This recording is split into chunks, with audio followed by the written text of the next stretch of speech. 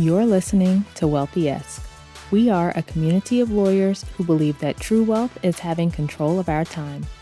I'm Ro Thomas, and as a busy wife, mom, and former Big Law associate, I know all too well the tension between the culture of the legal profession and pretty much everything else you want to do in life.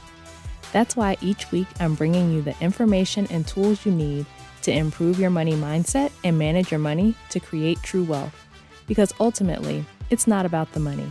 It's about the freedom and flexibility the money affords. Hey friend, welcome back to the show.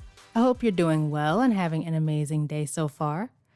Today, I'm introducing you to my client, Ashley. When Ashley first came to me, she was taking a very passive approach to her finances.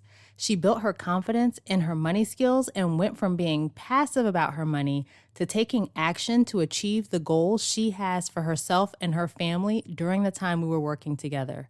She and her husband have paid off all their credit card debt, and they have implemented a savings plan to get them where they want to go, and you are going to love her story. So let's dive in. Welcome to the podcast, Ashley. How's it going? I'm good. Thank you, Ro. Good. Well, for all of the people out there, just so they know, you are in-house counsel and also one of my former clients. Yes. So I am really excited to share your story today. And we're going to dive into all the things, starting with your money story before we started working together. So tell us a little bit about what your journey with money was like before coaching. Okay, so my journey with money before coaching was one of passivity. I wasn't really paying attention to like what I was doing with my money. I felt like I knew some things, but I didn't know a lot of things. I felt like I was kind of adrift. I didn't really have like a set plan and like framework of what am I going to do about retirement? I have the 401k at different jobs, but what does that mean? Am I doing the right thing? Should I be investing? So I feel like I was just kind of adrift at sea. Well, and I love that word passivity because I think it's so characteristic of how a lot of people manage their finances. You know, it's one of those things that it tends to be something that people are afraid of. And so they're like, oh, yeah, it's just here. I'm doing what I can. I've got this money here. So let me pay this. And there's no real plan behind it. And so I love that you said that because I think a lot of people can relate to that. It really was just passive. Graduating from law school and then my first few jobs, not making that much money, and then going on to make more money at firms and as in-house counsel is just kind of like a bigger change. So figured I needed to start paying more attention. Yeah. And I think a lot of times people think like, oh, if I just made more money, then things will be better. Right. But you have to know what to do with it. Exactly. Right. Exactly. And I think that's the piece that so many people are missing, right? It's like, oh, I'm making this money, but I don't know what I'm doing with it. And they don't have the intentional plan with how they're going to manage it. And so that's how you end up getting into that cycle of you're making more and then it starts feeling like not enough again. So if I could just make a little more, and then you get to that more and it feels like it's not enough and it just keeps going like that until you figure out how to be sufficient or how to feel sufficient with what you have and how to manage what you have. It's never going to feel like enough. Tell us a little bit about your experience with coaching and like what you were expecting from coaching. Coaching was definitely a wonderful experience. What I was expecting is kind of exactly what I got. And I feel like I got even more because we talked about not just like money issues, but just kind of life issues as well and career issues, just because all of that is intertwined. I definitely got accountability, which is what I was needing, like someone to sit with me and say, hey, pay attention to this. And then also the deep knowledge. So someone that's done this before, someone that was in a similar situation of, okay, like I need to get my money together, did successfully, and can kind of lay out that roadmap. And you mentioned on the front end feeling like just passive about your money. How do you feel now about your finances? I definitely feel like I've taken a 180. So me and my husband, we were kind of in the same boat. We're both lawyers. We're both kind of, doing the same thing. Like we go to work, we get money in our paycheck, and we would just be like totally passive. It would just be like, you're just living life. You're busy with working firm hours and trying to keep up with family and friends. And now we actually have weekly money meetings as an impetus from my coaching because I was like, well, I need to bring him on board. I need him to pay attention to this too. So, because this is a partnership. So, definitely a big change. We have a roadmap, we have a budget. We even were, I thought you might like this. We're opening up HSAs. Oh, I love it. I was just like, look at us. Last year, around this time, around open enrollment time, I think we just picked whatever insurance option and didn't worry about it. We're Yeah. young and we don't really go to the doctor. And now I'm like, well, maybe I need to use that to my advantage. I should probably be doing a different health plan, enrolling in the HSA. The company is putting money into the HSA. So definitely thinking about these things like building up our emergency fund, funneling all of his paycheck to that, and then funneling after that, after building it up after like 2 or 3 months, then going to be funneling his paycheck into index funds. Oh, I love it. I love Yeah. it. And the way that you're laying out this plan, right? It's definitely not passive anymore. You're like, yes, we are thinking intentionally now about open enrollment, not just picking whatever the default is. Like, let's think about what we actually want to do. And oh, let's take this check and actually use it for these specific goals rather than passively spending it, not paying attention to what's going on. Absolutely. Because as you know, Ro, we were over here, we eat out. We were eating out. We're just balling. We're just Oh, your word, shenanigans. yes, we were shenanigans. We were not paying attention. We were just like living. And it was just like, well, if you have goals, yes, living is good, but kind of putting certain things in check and then also making sure we're preparing for the future. Are you still living now? I think a Yes, lot of people, a lot of people absolutely. assume like, oh, being better with money, it means I can't have any fun. I can't go out to eat. I just got to sit at home and, whatever. Are you still living? Yeah, no, definitely. Like still living, still going on trips, still doing all of that, but just paying more attention to it. Like I don't necessarily need that random Amazon purchase or putting away the money on the front end.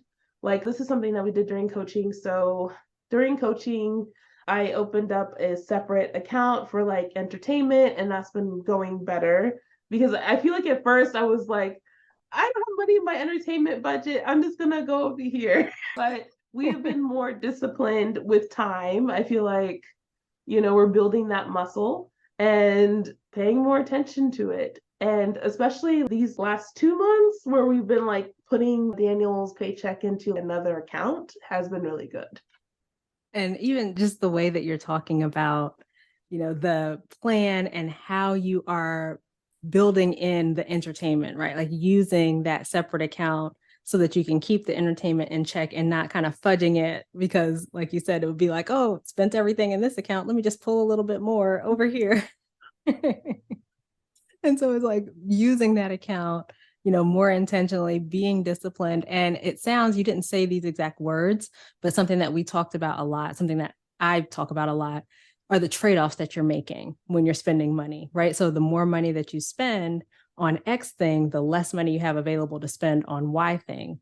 And so you were saying that you are, you've got these goals that you and Daniel are working on. And so now it's let's keep this entertainment in check so that we can have more money available for those goals. Absolutely. Yeah. Yes. So, what were some of your biggest takeaways from our work together? Some of my biggest takeaways were just definitely that it is not as intimidating as it seems.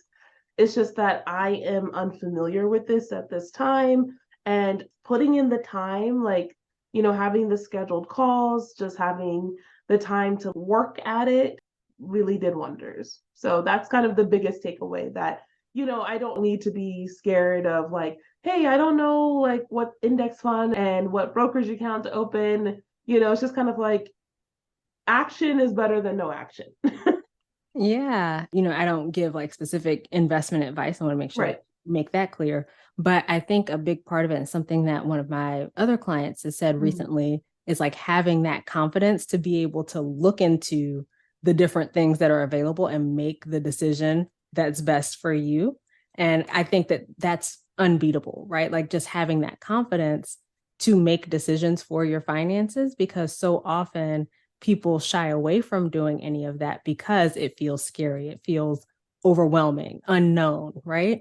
And so being able to look into the different options available and be like, okay, yes, I want to do X or I want to do Y. I'm going to open this brokerage account and I'm going to do these types of investments. Like you probably would not have done that if you hadn't built up your confidence with the other pieces of your Right. finances first.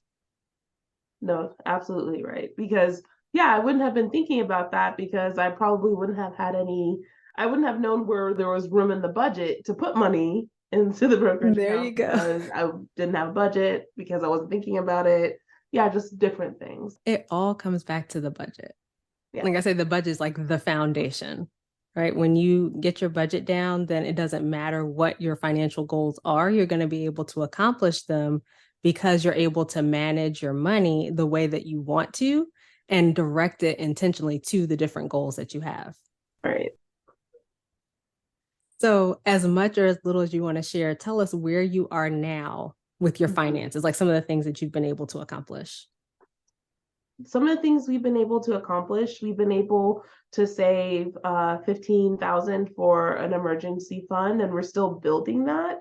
But I'm glad that we have that and that it's tucked away in a different account that we haven't touched. So that Yes. is positive. Another thing that we accomplished was we opened up brokerage accounts. And so starting at the new year, we're wanting to start funding those with Daniel's paycheck. So we make kind of similar amounts of money. So my paycheck check is gonna go to like our kind of daily expenses. Like, that's where like our rent and all of those things are gonna come out of from and like our entertainment. And then his paycheck, we're just like not going to spend that at all. We switched even the payroll. It's gonna go like directly into savings so that there's like no temptation to touch it. And after we're finished with funding the emergency fund, because we decided to do 30,000, we're going to go ahead and then be putting that into the brokerage account. Love it. And then you Right. also paid off some debt. Now, I know that was a while Yeah. back, but you also were able to pay off some debt as well. And so I love that you're making these moves Mm-hmm. to save and pay off debt. And now you've got the eye toward investing and building wealth as well. So yeah, during the coaching program, we kind of got things into gear where I was just paying off silly, I feel like, why did I have this? Like credit card debt that both of us had. So that's all paid off. That's like all gone. Yes. And yeah, just the student loans. They don't want to But bless us with forgiveness. they're like, no, no forgiveness for you. But yeah, So like rude. you But though are able to make a plan for how you're going to handle the student loans right, because you know exactly how you're going to manage your money going forward. right. So yeah, like at the beginning of the year, we're going to figure out what the allocation is going to be exactly. But the most important thing for us was to get that money out of our checking. The money, like Daniel's paycheck. So half of our earnings. So that's been working. I know we discussed this before while we were doing coaching. So I don't know exactly what the split will be Mm-hmm. between student loans and the brokerage account. But Yeah, it you might guys will be be able to, 50-50. Yeah, yeah, it might like be you'll be 50. able to make that decision. Yeah. So, what words of encouragement do you have for anyone who is where you were Mhm. back earlier this year when we started working together? The words of encouragement I would have would just be to keep trying, to keep taking actions. I feel like that's been a theme of our money journey. So passivity at first, and kind of, knowing different people are doing different things, being kind of interested, but not taking that step. And that's exactly why I did coaching, because I was like, I need to take action. I need to do something. You can read enough books and listen to enough podcasts and be like, okay, all those things sound great and fine, but it's not until you take action, and it doesn't have to be perfect. You need to fail faster. So that would be my thing, my advice and words of encouragement. Do something. Yes. Right. And I think, to your point, coaching is so helpful when you're in that place where you've been reading all the books, you've been listening to the podcast, but you're not actually implementing the things that you're learning. There's always something there, like some mindset, something that is keeping you from actually taking the action. And then you also mentioned the accountability piece of, we're meeting every week and let's talk about what's happened over the last week. And so having that coupled with looking at any of those limiting beliefs or the way that you're thinking about money that maybe isn't serving you is so helpful to get you actually moving forward on the things that you're learning. So you're not just consuming information. Right. It's like, let me take in this information and decide how I want to use it in my actual finances to achieve the goals that I have. Exactly right. Just move forward. Yes. Yes. All right. Well, is there anything else you would like to share with the people before we go? Like I said, keep trying, keep at it. Yeah, that's it. Yes. Well, keep going, keep trying, keep taking action. All wonderful words, all great advice for the people. Well, thank you so much, Ashley, for coming on and sharing your story. It was so great working with you, and I'm glad that people will be able to hear the things that you've been able to accomplish and be able to apply those things in their own lives. Thank you. And thank you for having me, Ro. It was great. I hope you enjoyed that conversation with Ashley. And listen, if you are in the same position she was in with passively allowing money to happen to you, I invite you to work with me. You'll learn simple strategies to manage your money better and actually implement those strategies to achieve your financial goals. At the time of this recording, I have a spot available. So to get started, just head to rothomas.com/call and schedule your consultation.